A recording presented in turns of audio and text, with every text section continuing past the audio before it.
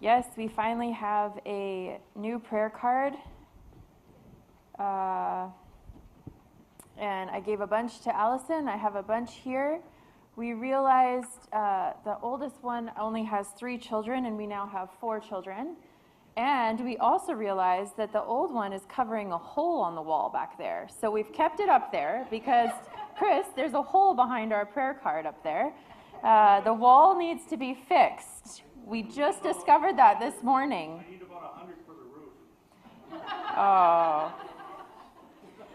Yeah, so we do have a new prayer card, and I've got a bunch with me, and I've given some to Allison, and it's got, yes, we're a whole family of 6 now, and no, we are not planning to have more, so they should stay for a while, although kids do grow very fast. On the back of them also have all of our information, so if you ever want to connect, if you want to email, if you want to look at our websites, whatever, it's all on the back of it, okay? So you're not just looking at our faces, but there's information back there, okay? Girls, come closer. Don't hide, please. Okay. I'm not hiding. I'm still here. It has to go on. Yes, all right, good morning. I am Nikole. Many of you I know, but maybe some of you we don't. We are the Opio family. My name is Nikole.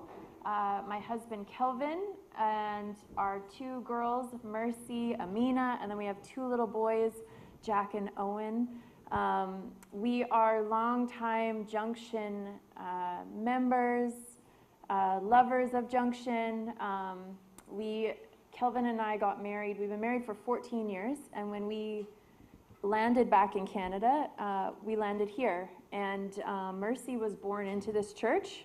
I remember when she was a baby, and she's now 11.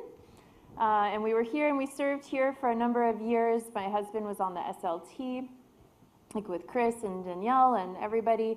And then in 2017, we felt the calling to go back to Kenya full time, and that's where we've been since 2017. It's hard to believe. Unfortunately, we're only half up here today. Kelvin and the boys are back in Kenya. Funny enough, as you have more kids, things get more expensive, and it's harder to maneuver with a family of 6. Like, we don't fit in cars, unless you got a minivan. We don't fit in hotel rooms. So we decided this time that it's just going to be us coming for a month. The girls are here to have an epic summer adventure with her grandparents. Woo woo!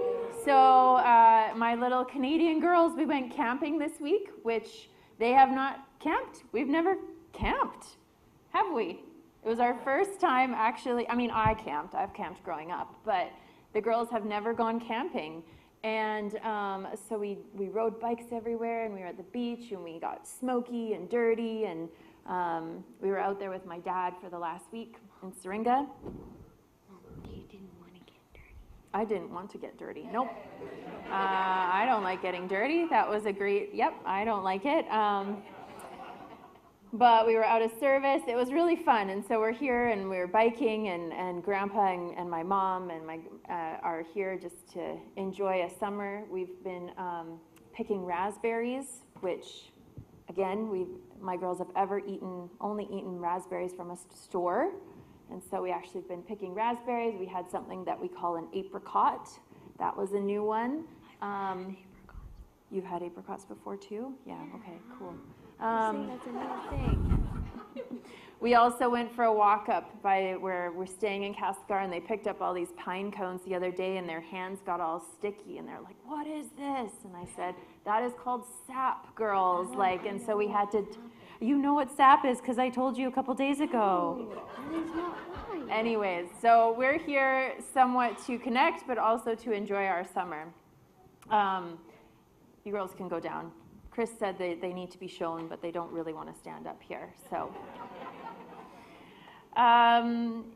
so we're here we're actually unfortunately here only for a couple more days, a very quick trip here, and then a few weeks in the Okanagan where my mom and my brother are visiting with people. But I just wanted to start by giving you a bit of an update on the kids, because I know a lot of you are invested in our family. So Mercy is 11. Like I said, she was born into this church. I remember showing up here with her when she was 3 weeks old. So she's very much grown up here. She's 11, and she is actually going into high school in September in the British school system that they're in Kenya, which is wild. But I have a high schooler in my hands.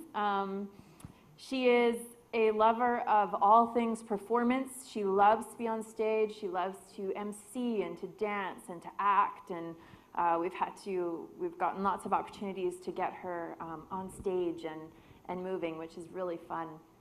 Amina is almost 10 years old, and Amina is brilliant. Her mind is more brilliant than anything I've ever met. We are in a British school system. It's called IGCSE, and in all of her assessment tests, she scores in the 99th percentile worldwide, because she has this mind that is just, which sometimes works against me, because the amount of stuff she can yap back at me, like she just did, is pretty, but she's got this really brilliant mind. She's also a very good athlete. She's proving herself to be an incredible athlete. Owen, who is, well, they're both staring off on does this thing point? Yeah, there's Owen. There's my little boy. He is 4.5 now. And he is as rough and tumble as a 4.5-year-old gets. He has a permanent callus right here on his head because he hits his head so much. If you feel it here, he's got this little pad.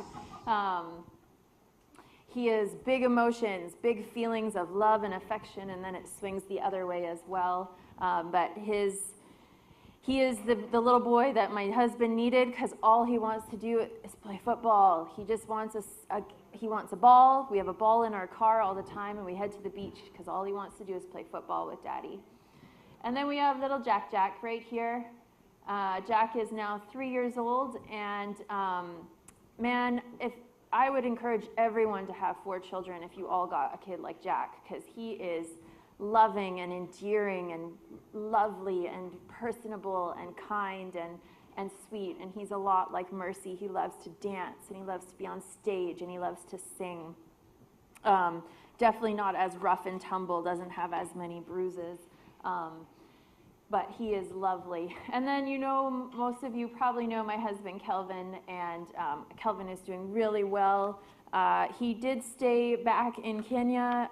We are in the middle of trying to register our medical facility, and he has to kind of be on the ground for the government people to meet with. So he is still back in Kenya and working and running everything. So yeah.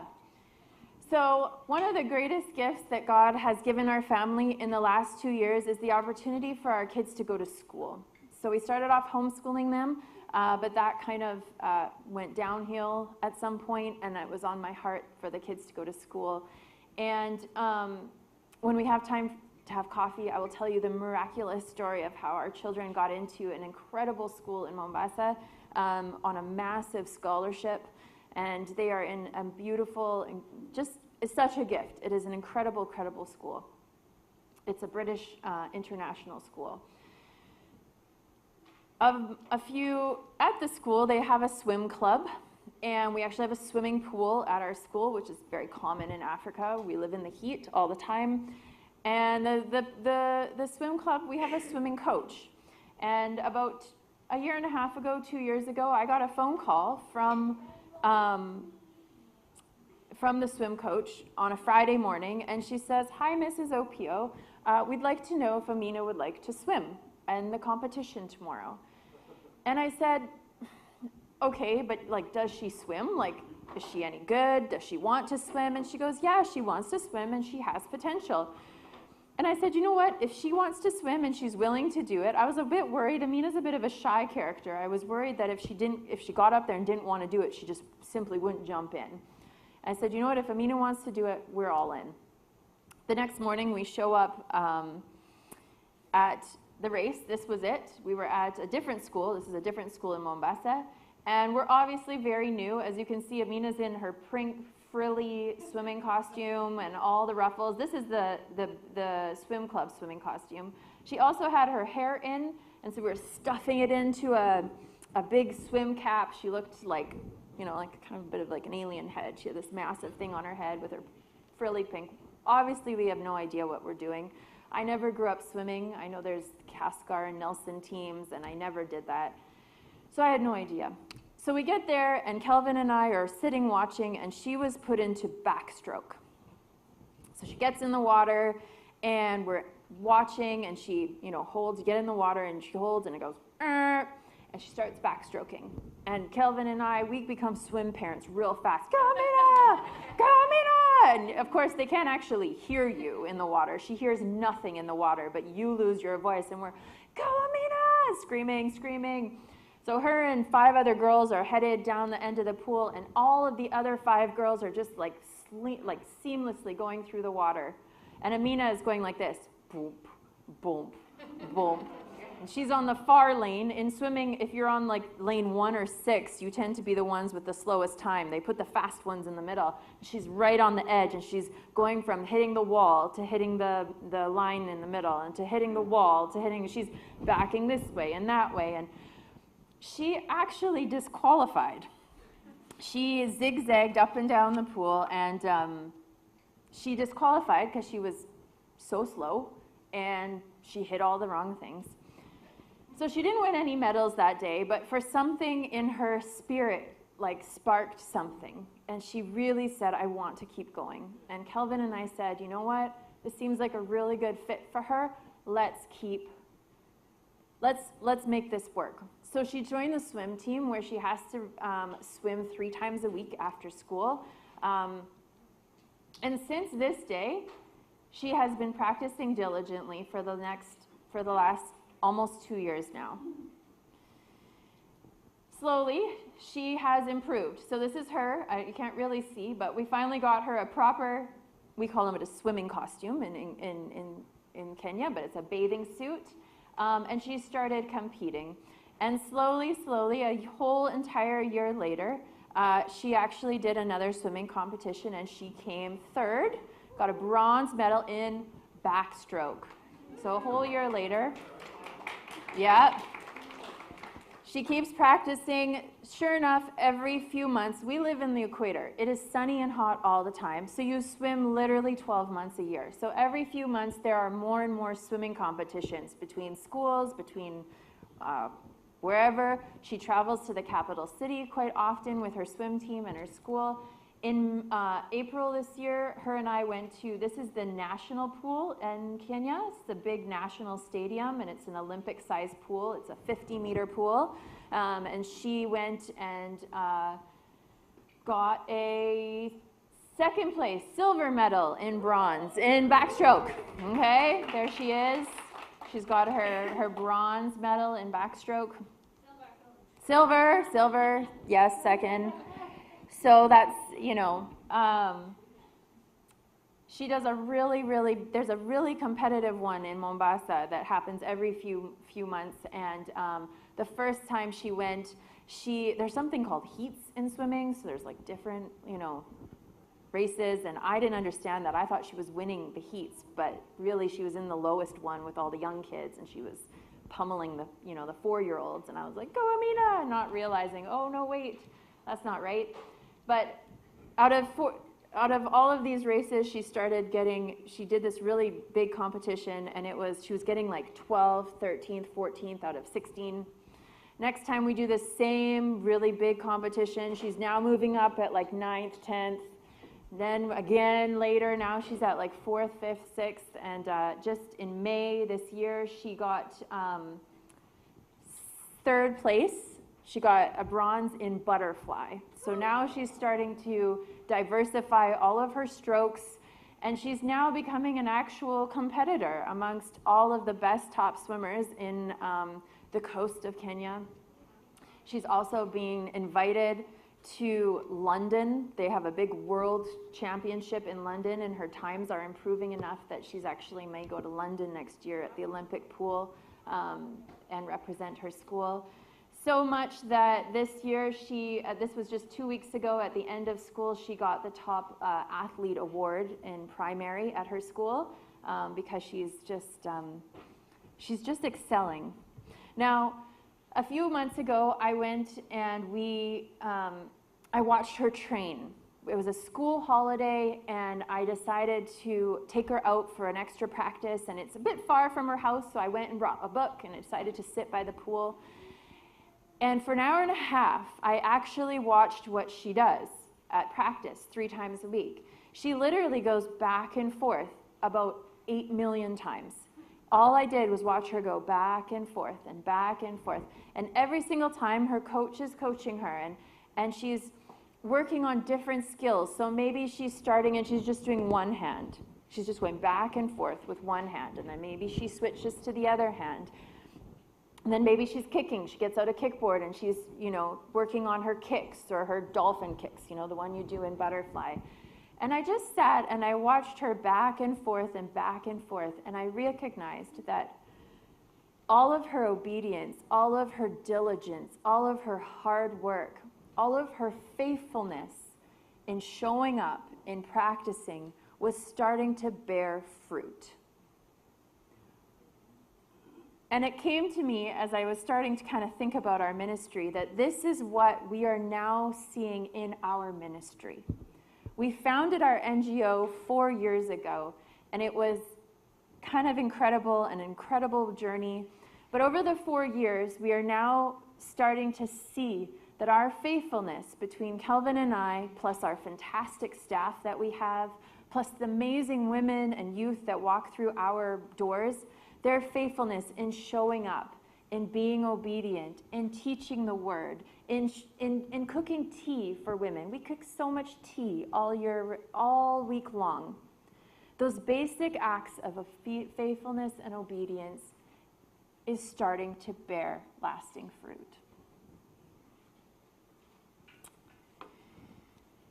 A verse that has kind of been on my mind the entire year, just when you have this theme verse that keeps popping up in your mind, is in Proverbs 3 verse 5 to 6, which if we grew up in the church, most of us could probably just ramble that off our tongues. But it says, "Trust in the Lord with all your heart and lean not on your own understanding. In all your ways acknowledge him, and he will direct your paths."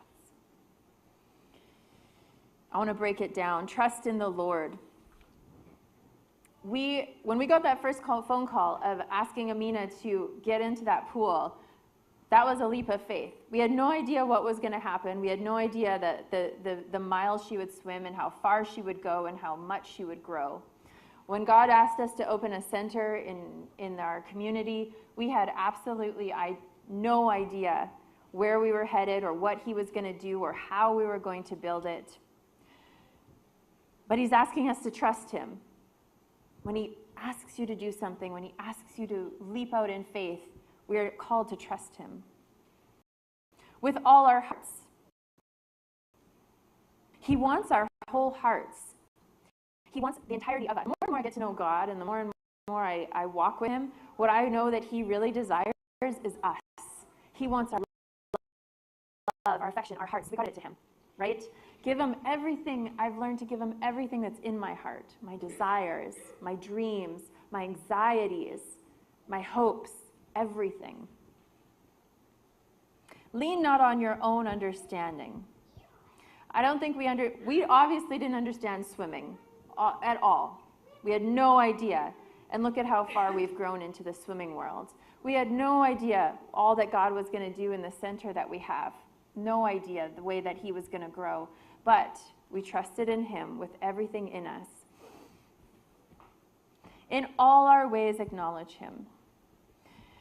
I did a word study that in Hebrew, that verse of in all your ways, acknowledge him, the word in Hebrew is the word yada. And it's shown almost 300 times. It's used almost 300 times in the Old Testament. And it is not a word that depicts I acknowledge you over here. It is a word that depicts a deep intimacy and knowledge of the Lord. It is not I walk here and I acknowledge him here. It is I walk with you and I am deeply intimate, and I know the Lord. It's the same word that they use in the Old Testament where they talk about like husbands knowing their wives, like Abraham knew Sarah. It's that level of intimacy. So when he talks about acknowledge him in all of our ways, he's asking us to be incredibly intimate with him in every single way, in everything we do. And he directs our steps. And what I've learned through all of this is that it's like he directs our path and our steps, but he doesn't shoot us at the end goal right away. It's often a faithfulness of step by step by step that often we don't even know the end goal. Well, we know the end goal because we know where we're going, and we know that. But it's not we're going to learn everything right away. It is a faithfulness of step by steps on the path that he has given us. Our mission statement in our NGO is to move with compassion and to transform lives. And I started thinking a while ago, like, what does true transformation mean, right? And transformation doesn't happen like that often. It is often we are seeing it as a slow moving, step by step, the faithfulness, the trusting in him, the walking with him, the giving him everything. We are now starting to see that transformation in our community. It comes a little bit slower than I always want it to be. I like fast, I like results, I like numbers. But what I've learned over time is that God, it is in every single cup of tea that we serve. It is in every single devotion that we deliver before every class. It is every prayer that we pray. Those are the slow, faithful steps of seeing transformation. So, at our work, I can give you lots of numbers. We are now starting to track numbers because we have more and more grants and people who are interested and need those numbers. And if I could give you numbers, I can tell you that we are seeing more babies survive. We have an infant mortality rate in our community, which means that the number of babies that die before they reach 1 year old is 19%. That's 1 in 5 babies. Of all the women who've come into my program, 1 in 5 of them have lost a live child under the age of 1. I think in Canada, it's like 0.003% for reference, or 0.03%. We have dropped that to 2%. We have dropped it by 17% to the point that we are only seeing, we're still seeing only 2% of the babies are passing away, which is still way higher than I want, but we are making progress. We have seen no maternal deaths, so we have seen no moms dying in childbirth, okay? Which is huge because in Kenya as a whole, that maternal mortality rate is actually increasing. For some reason, more and more moms are dying in childbirth in Kenya, but in our program, we've had 0 deaths. We have seen 0 mother-to-child HIV transmissions, meaning that we have not seen any baby born to an HIV-positive mother be HIV positive. I didn't know if I worded that right. Moms have not passed it on. It's a tricky thing. It's very complicated to try and to stop that. But we've had, of all the moms who are HIV positive, none of their babies have come out HIV positive. They're all negative, okay? And this is what we've seen over the last 3 years of this constant walking, this faithfulness of showing up, of educating, of praying, of walking with women.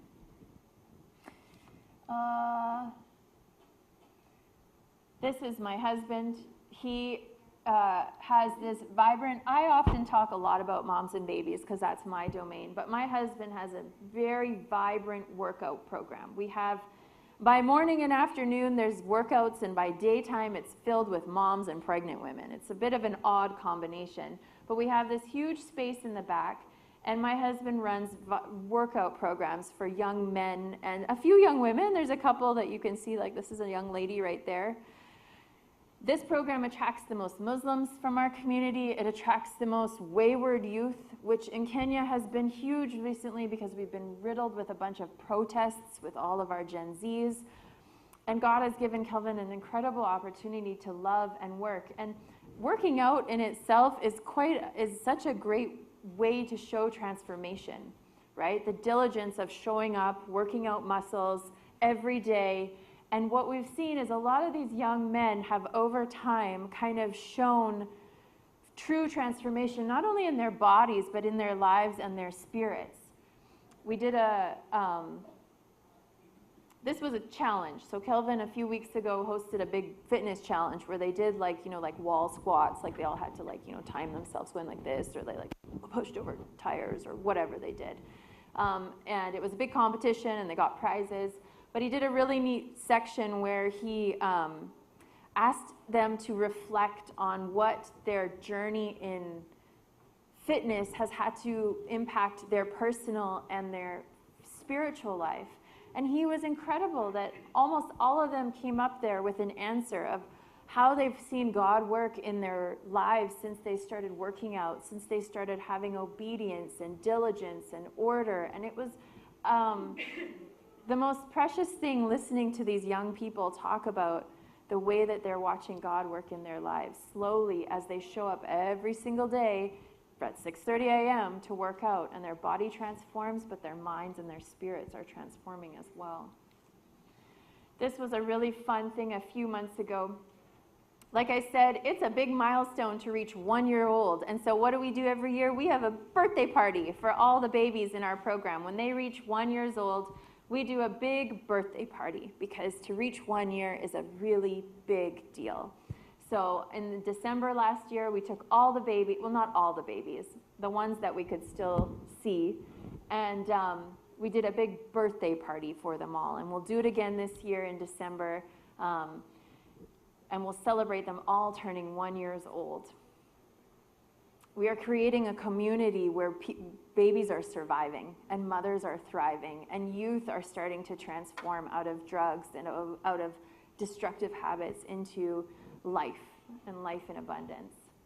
The only problem is once they reach 1 year old, they tend to get really scared of my skin color and they become less snuggly. So they don't like me as much anymore. They kind of freak out when they see me, which is fine, it's fine. I snuggled you when you were a baby, whatever.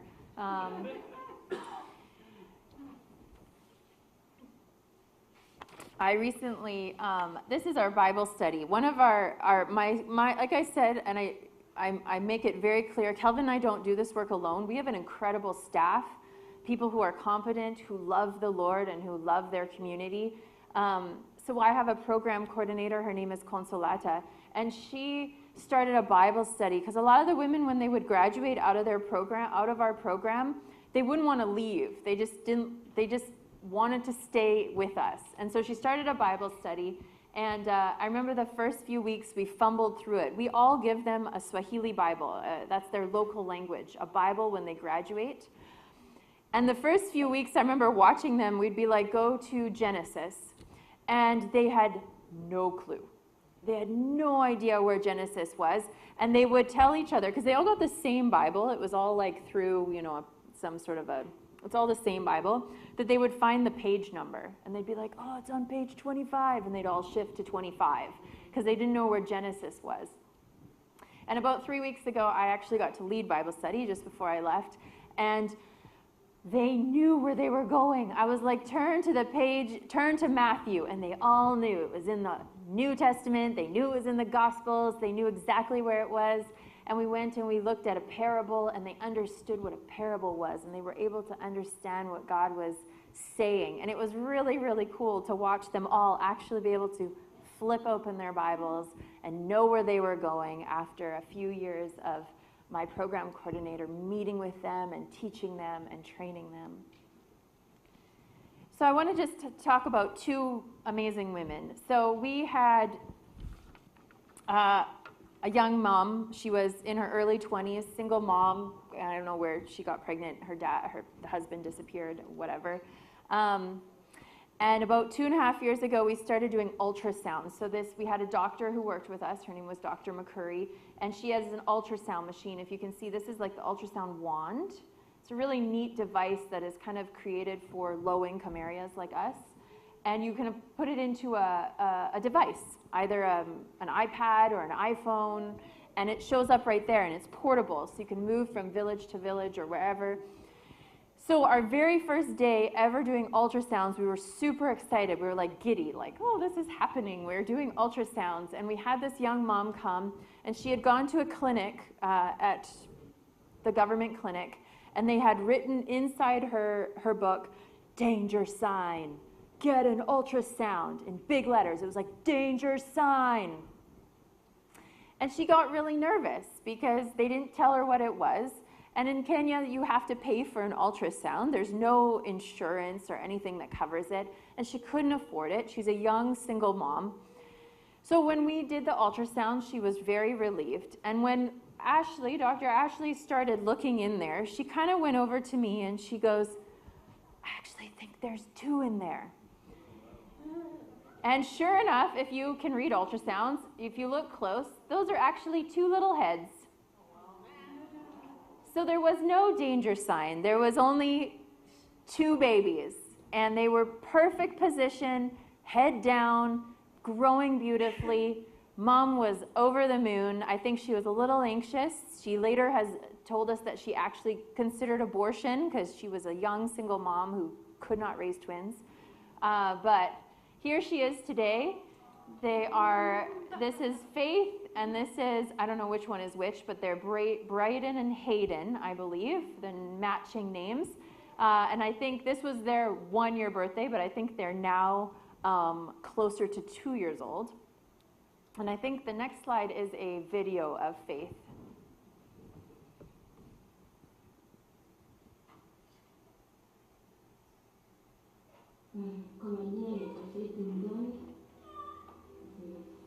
Mimi ni single mom. Nilivyoletwa kujazwa mtaani, sikuwa najua.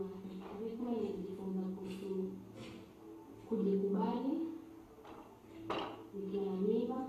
Pia nilijifundisha kuhusu Biblia, sikuwa najua. Nilijifundisha kujiamini kuwa naweza.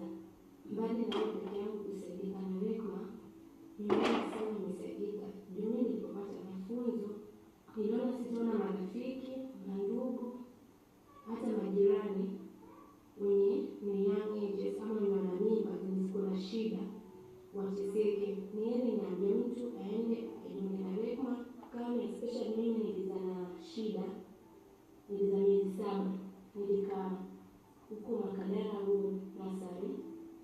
Rehma ikuchoka kuja kunitembelea, ilinisaidia, nilipata maziwa. Baada nilipojifungua pia iliniletea mattress, nilikuwa na mvua kubwa, nimechukua ongeza kalamu na mattress na kitanda. So naambia wasichoke kutusaidia, Mungu atabariki.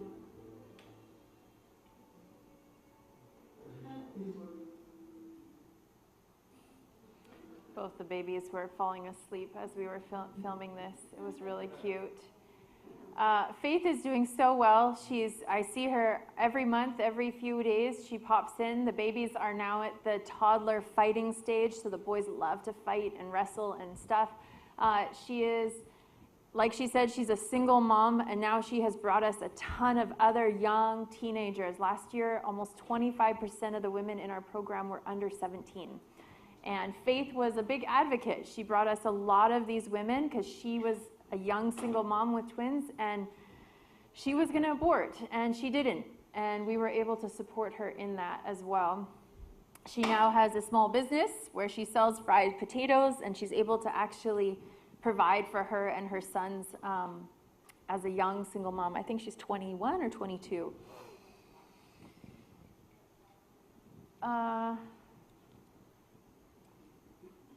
The next one I wanted to highlight is this is Valerie. This is my brilliant nurse. Her name is Teresa. She is phenomenal. She is so wonderful with our babies and our staff, and she is very knowledgeable. She's delivered babies all her life. And this is Valerie. Valerie is one of our HIV positive moms. So we still have a good portion of moms who come with HIV. I would say like 1 in 10, 1 in 8 are still coming with HIV. And unfortunately, I think HIV is going to become even more prevalent in the next little while with sort of the fall of USAID and a big emphasis on COVID.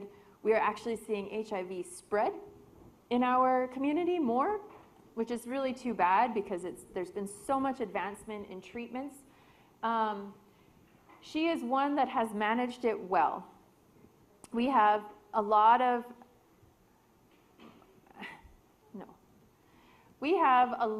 moms and babies who still struggle with the stigma.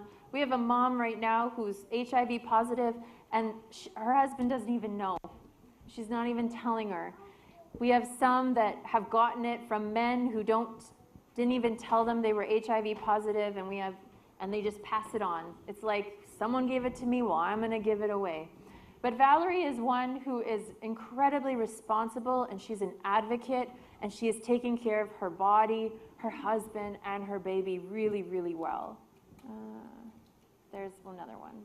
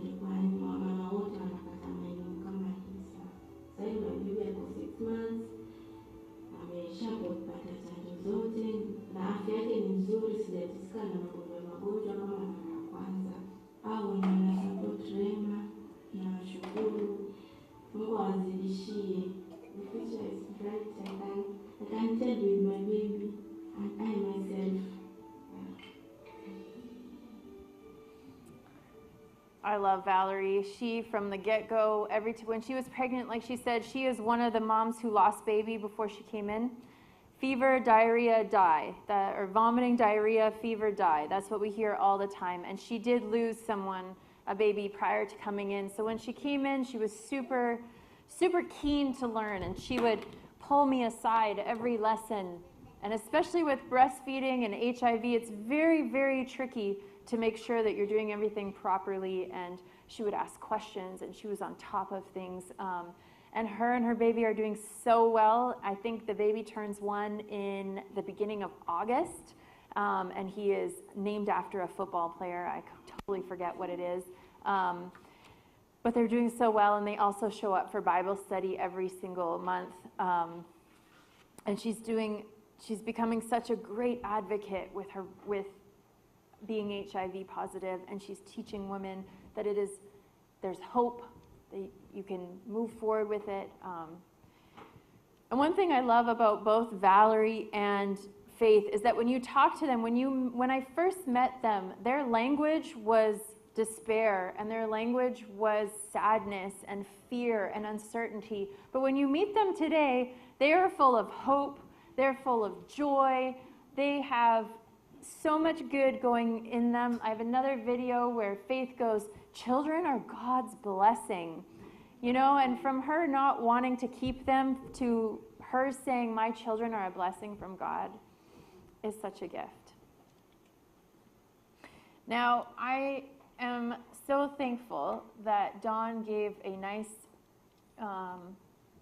financial update, because one thing that has remained faithful is all of your giving. And if you don't know, your church is our biggest donor. Junction Church to this day is actually our biggest individual donor. You give us, I think, about 10% of your budget, which is incredible as a church. I know that a lot of churches aspire to that. And I hope that you can see that with your faithful giving to church, and also many of you support us on your own, that this is what's happening, is that transformation is happening. And so I want to really thank you for your faithfulness and your generosity that is literally changing and transforming lives in Kenya. Like I said, Kelvin is stuck in Kenya. I love this picture because he is sitting in our waiting bay, and we are sitting and waiting in our waiting bay. We do our devotions here, so I actually think he was reading his Bible. We do a weekly devotions with our staff. But we would really need some prayers, because we are now moving forward with actually providing a full medical center for our women and the babies in our community. And it's really hard. Oh my gosh. It is just really tricky to work with the government of Kenya and the Ministry of Health. We had a really discouraging visit on Friday. Kelvin met with a public health officer, and it just left all of us wanting to rip our hair out, including all my staff. So I really ask that you pray with us, that we can get everything sorted with the government, and we do it without bribing. That's a really big piece. Is we could shuffle money under the table and we'd have it like that, and we just refuse. But it is being very, very difficult. So Kelvin is there. He is waiting. He is working with the ministry, trying to get everything in place so that we can get it. And in this clinic, we are hoping to provide moms with all of their care, prenatal and postpartum care. That includes all their labs, ultrasounds, family planning, vaccinations. We're also hoping to do an outpatient center, which means when the babies do get sick, when they get fever, vomiting, and diarrhea, they can come to us and we can actually treat them so that they don't die, so that we can intervene, that finances is not an issue, that access to care is not an issue, and that we can see people survive. In order to do that, we do need to increase our funding every month. And so we have created a sponsorship program, and I know a few of you in this room are actually sponsoring. For $100 a month, you sponsor a woman to go through all of it. So from the minute they get into our program until their babies turn 1 year old, they get all of they will get all of their care and treatment for free. Access to a nurse, access to a counselor, a chaplain, all of their medical stuff for free. And we need another 38 sponsors to make that happen. So if that's you today and you want to come and sponsor a mom, I can get you can email me, you can visit our website, or you can look at the back of our prayer cards, which I have lots of now, the new ones. Please take one, even if you don't want to sponsor, please take one. This ensures that moms and babies are getting the care that they need. But I want to encourage you, just what is God asking us to step into faithfully? I loved Allison's word this morning of the roots of the tree and all the transformation that's gone on in this place in the last 2 years. What is he asking us to trust him with? What is he calling us into? Even if we don't understand, but what can we give our whole hearts to? Transformation doesn't often happen overnight. But what we've seen, God's faithfulness and our faithfulness will bear fruit in our lives here and abroad and wherever God is working all over the world. So thank you. Thanks for standing with us and loving us. And we hope to, I'm not sure when we'll be back. It's a little bit tricky, but I will hope to keep you guys updated and You're always welcome to come visit. We've had a few of you, well, just you guys now, come and visit us, so anyone is welcome. But thank you. Thank you for your love and your prayers and your continued support towards us.